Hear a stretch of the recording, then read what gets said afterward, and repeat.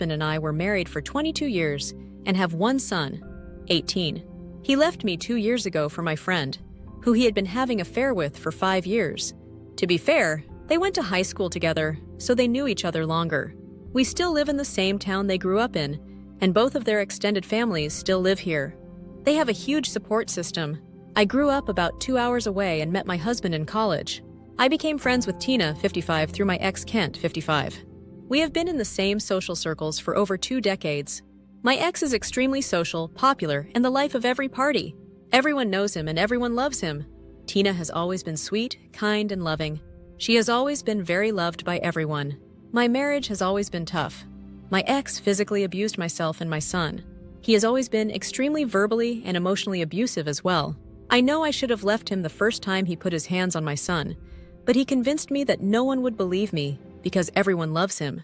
Everyone thinks he's such a great guy. He told me I would never see my son again, and I believed him. I did everything in my power to shield my son and take all the hits. Most of the time I was successful, but not always. About 4 years ago, Tina's husband was diagnosed with stage 4 pancreatic cancer. He died about 9 months later. Tina's 3 kids, 26 mem, 24 and 21 f, devastated. The whole community was devastated because everyone just loves Tina because she is just the nicest person and didn't deserve to lose her soulmate. I, on the other hand, have been struggling. I never confided in anyone about the abuse going on. I was embarrassed and ashamed. I wasn't protecting my only child. I was at SATM, and my ex owned his own successful construction company. On the outside, we were perfect. I went back to school to become a teacher so I could support myself when I eventually could leave. My son started getting in trouble at school. Smoking pot, drinking, in general angry all the time. I felt the same, but thought I had time to get us out and away from him. I was wrong. 3 years ago, Tina was diagnosed with stage 3 breast cancer. Everyone was in shock. No one could believe so soon after her husband that she too would be dealing with cancer. The community rallied around her and the kids. Facebook posts non-stop about being their strength in the weeks following the news.